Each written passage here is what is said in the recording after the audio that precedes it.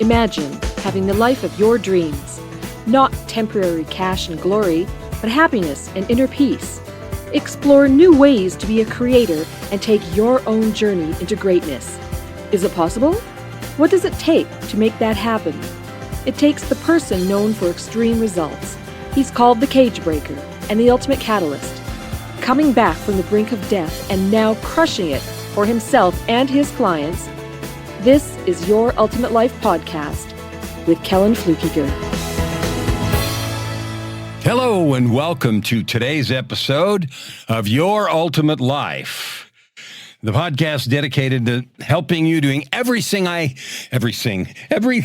can to help you create a life of purpose, prosperity, and joy. And today I was going to talk about consistency and how key it is to everything that we're doing, because without consistency, we don't get anywhere.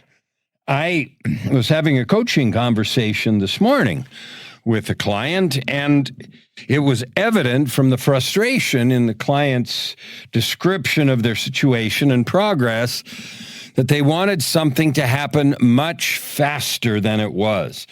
They were deeply frustrated about trying this and it didn't work, and trying that and it didn't work. And it's funny because from an external point of view, I could see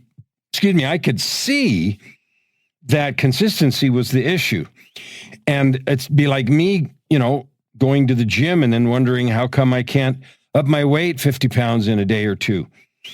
It just doesn't work that way. It grows over time, which we talked about a couple of days ago. Integrity and power and all of these things are cumulative.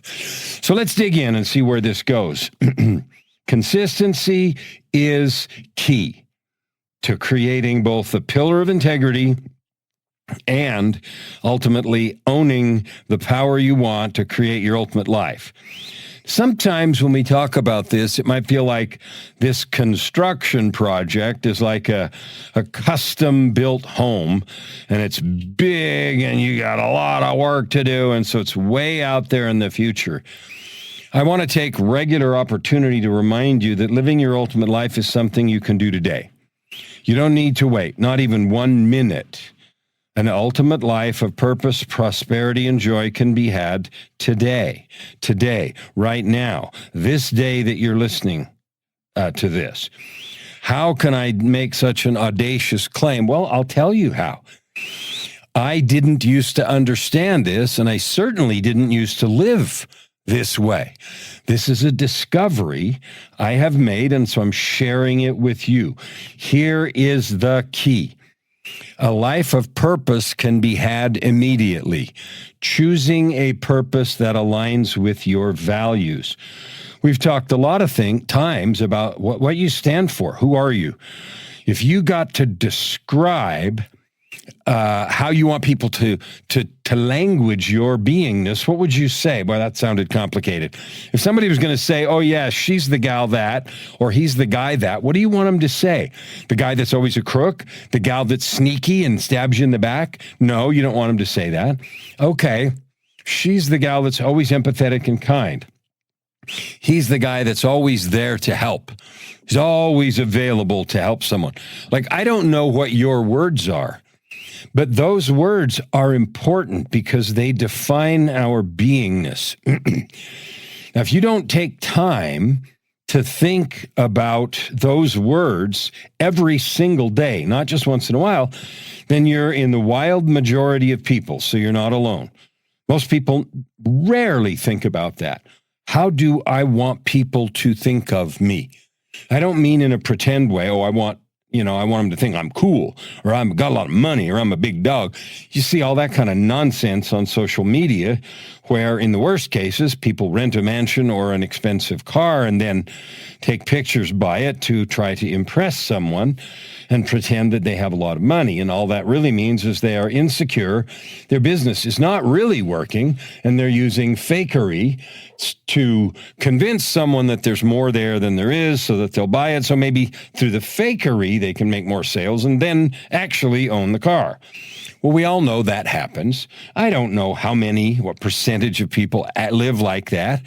I know it's a sad and miserable an inauthentic and out of integrity way to live. So I'm not talking about any of that stuff.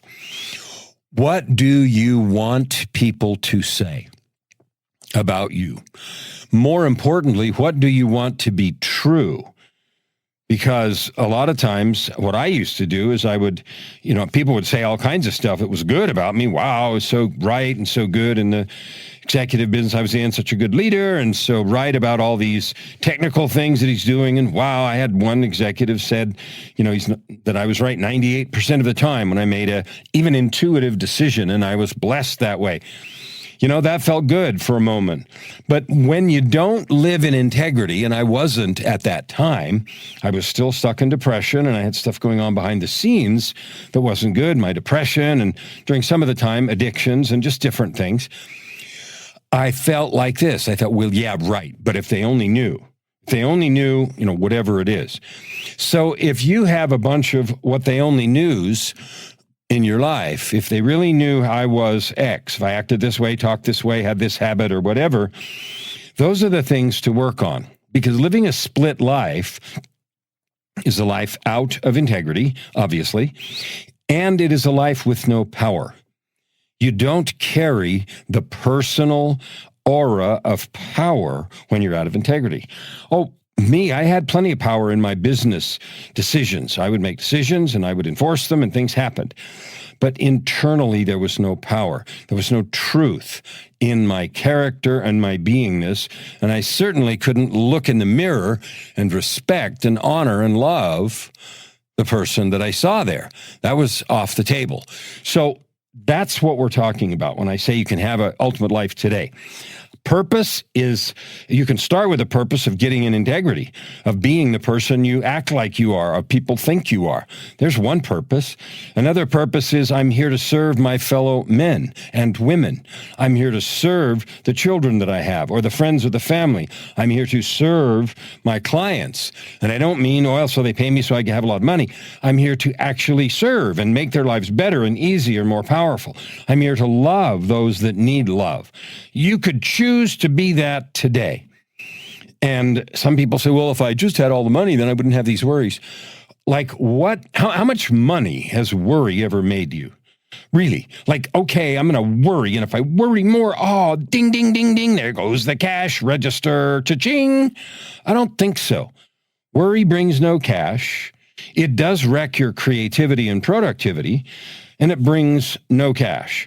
So if I say to you, you can have purpose right now, you can.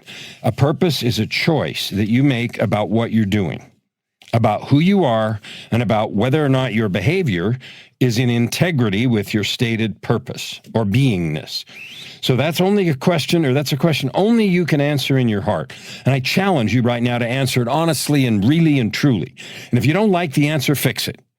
Because that allows you to have purpose in your life today. So that's one piece of the ultimate life you can have right now, purpose. And if it's not in integrity and you don't have one, you can start today. You don't have to wait till X, right? The second piece is prosperity.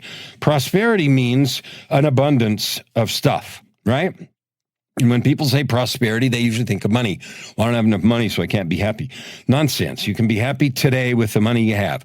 That is also a choice. That doesn't mean bills evaporate. It doesn't mean poor choices you've made in the past go away.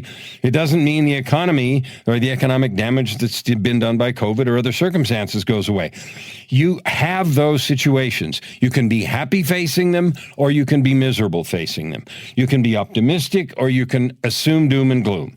That is also a choice. So purpose you can choose.